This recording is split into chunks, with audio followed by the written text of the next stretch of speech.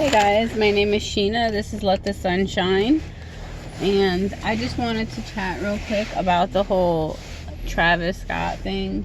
I don't have anything special to say about it, but hearing about it, and I've been listening to videos about it like for days now, because I'm like very interested in it and like in what happened and everything.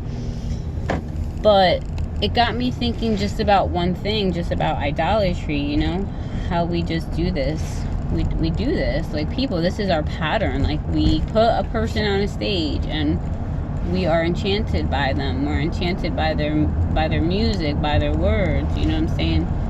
And I don't know why, but I don't know why this is the church's model as well. Like, you know, you have the man in front, the guy on the stage, the woman on the stage, you got the band, the music.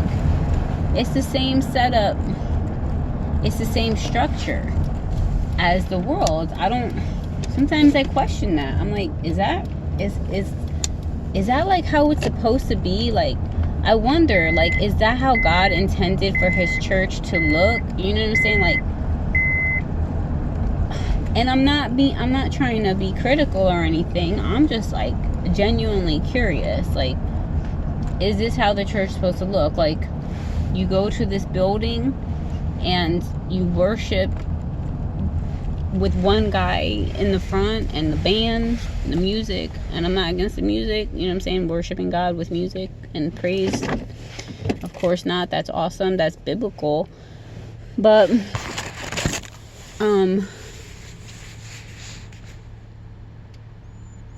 why does it look so similar? That's my question. And people become enchanted with preachers too. We really do. And I guess it's just a problem, maybe, you know, like just, it could be a problem maybe with people in general, that like we put certain people on pedestals in our hearts, and we just, I don't know, we just become enchanted. We want to talk to them, like say for instance at a concert. You want to talk to them, you want to get to touch them, you know, yell out to them, get their autograph, you know. But like in the church, it's like you want the minister, the guy in the front stage who seems to have all the power and the glory, you know, who God really, you know, is moving through. You want them to touch you, lay hands on you, you know. And then there's another parallel with, okay, like it just happens with any type of group, I feel like. Okay, it happens in the anti-vax community too, like in the anti-convict community, like the patriots. Like we create these things where we put these, you know, men who seem educated and know what they're talking about. We put them on a stage, we let them talk to us, and we gather in massive crowds to hear what they have to say, and we just adore them. We think they're here to save us, and you know, the fact of the matter is that, okay, so let's see, in relation to COVID, so you have these men, these specific people that are on stage, and they seem to have answers for the troubles we're having. But, and then you have all these people in a crowd, like thousands of people. But the fact of the matter is that that's only that's not even half the battle. That's not even half the battle at all, going to those events and worshiping these people. And then people get like, they want to meet them, you know what I'm saying? Just like celebrities, we celebratize people. It's amazing. It actually is quite amazing how we do this. And we want to be known by them, you know? We want to kind of be the ones to get close to them, you know? Like, that's what happened too, right? With like Del Bigtree and Vaxxed and all that. I mean, if you ever follow this guy, Greg Wyatt, like he talks about it. Like people want to get close to these people that we put on pedestals, like, and we think they're so cool, you know, they're doing such a great work. But really, it's the ministry within all of us that it matters. Not just the guys on the stage. That's not even half the battle. I mean, I'm sure the ones on the stage are trying to get people to participate in solving the problem and stuff, but probably most of those people there don't have time to dedicate into doing things to fix the problems that we're in. Like learn the court stuff and all the different things. So, but we gather and we praise him on and we are excited about it. It's almost as if we always looking for something to surround around, to get around, to be excited about. It just reminds me of when the children of Israel came out of the desert, right? And when Moses went up onto the mountain and they got the calf out. It's like they needed something to get behind together and to worship together and to be on one accord with together.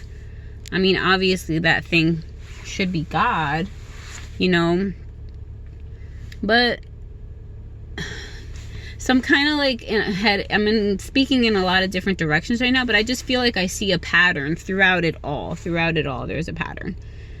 This is probably why, like, I never did good in groups. Like, in college, I was a part of a sorority, like, and I could care less about it now, like, because I never click with groups. And this thought came to me this morning too, and I didn't even know I was going to talk about it until right now.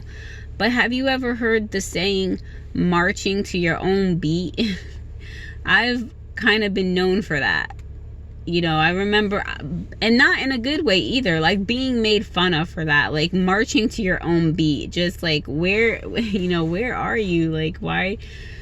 I just guess I have an inability to click with a group mentality. It just, I don't know. I can't put my finger on it. I don't know what it is about it, but I don't do well in groups. And I look from the outside and I see, how come so many other people do so well in cliques in these groups? I mean, I guess we do it when we're in school too, in high school and stuff, right? There's always like a leader and there's always a group of people to follow them. Like, maybe it's part of our design. I mean, maybe it's not necessarily a problem, but something that needs to be, I have no idea. If you know, then, speak down below. But, so yeah, there's definitely a pattern there. There's definitely a psychology to it. Maybe not even a psychology. It's maybe like more, maybe it's subconscious, innate type of action.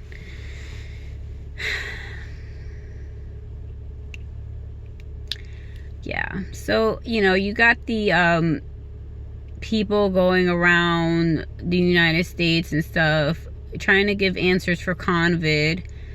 And that grieved me to my core, because they're still promoting COVID. They're still promoting it. But they're trying to act like they're giving people answers for it. Like, these certain medications. If you follow that kind of stuff, you probably will know what I'm talking about. But it's like, and I'm like, what's the big deal? They're still promoting pharmaceuticals. Like, whoop-de-doo, that's so groundbreaking. And it's like, who cares? Like, oh, it's such a big deal. They're killing people who go to the hospital because of COVID, because of the measures that they're taking to put these people on certain medications and things like that. Well, guess what? Like, these people, this cult allopathy, they kill cancer patients all the time. I mean, how many people die of cancer, right? But we really know what they're saying. They're dying of treatment, right? Oh my God. Seriously. And I always feel like the people who get popular, that, for me, I feel like is a signal that that's the wrong direction. That's a distraction. The answer's not there. I don't know. Maybe I'm wrong. But it's like you're still promoting pharmaceuticals. Like, seriously, you're not.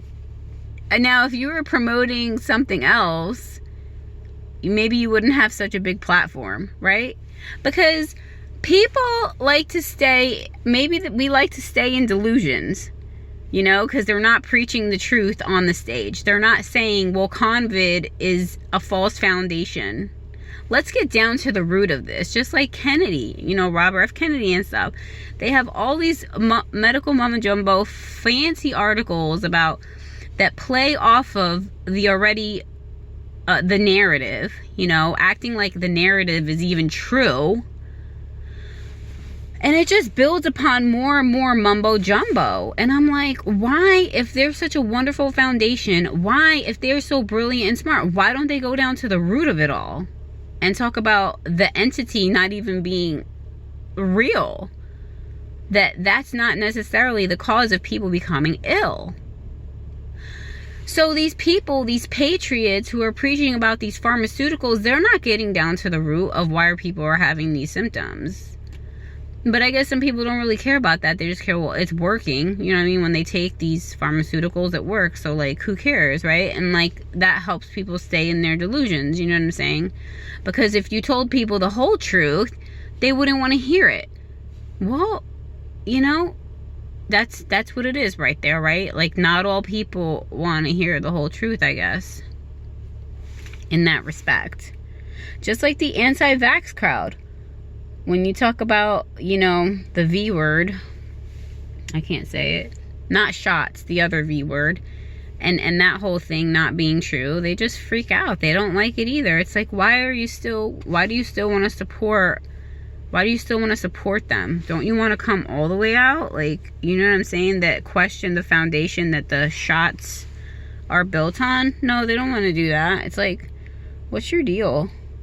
Why? Because they already formed a cult. They already formed a group. They're comfy in their group, and they don't want to come out. Oh, that's another thing. Classrooms are that way too, right? You have your classroom setting. You have the crowd of children, and you have your one teacher in the front. And kids, a lot of kids, they want to please their teacher. They really do. They want their teacher to be happy with them. They want to get good grades and be pleasing. Maybe that's another form of worship, right? Yep.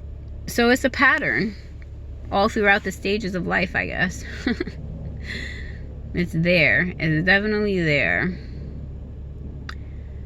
I mean, but before kids went to school, that they had the family pattern, right? The family dynamic, the community dynamic, I guess. Well, you still have your leaders of the household, right? The man, the father, the mom, And children do also want to please their parents, and they don't, want to be in trouble with their parents and things like that. So maybe it's just like the design within us. I don't know. Is it healthy or not? I don't know, maybe it's just unhealthy when we lose ourselves in the process, when we don't know how to reason anymore, when, like, we all have those examples of things that get out of control, like cults that get out of control and people end up dying, like, it's just, it's listening to someone else above listening to your own self, listening to Christ within you, listening to the Holy Spirit. Because again, like, even with going to church, that's not even half the battle. Going to church is not even half the battle, right? Like, going to church, it's that work that you do the 98% of the time that you're not in that building with that guy, in the center stage. It's that relationship with the Lord, and the community that we build around that, like the relationships we have with other people.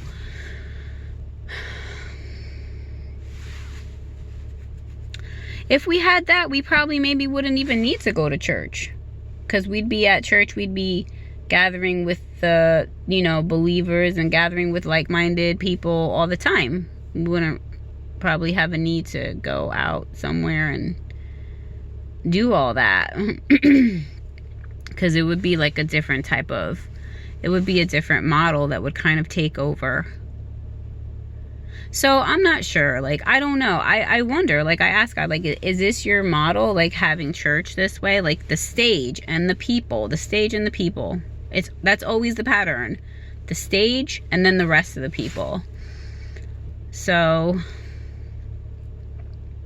people, we just do this all the time. We idolatrize people. We did it in the anti-vax community. We really did.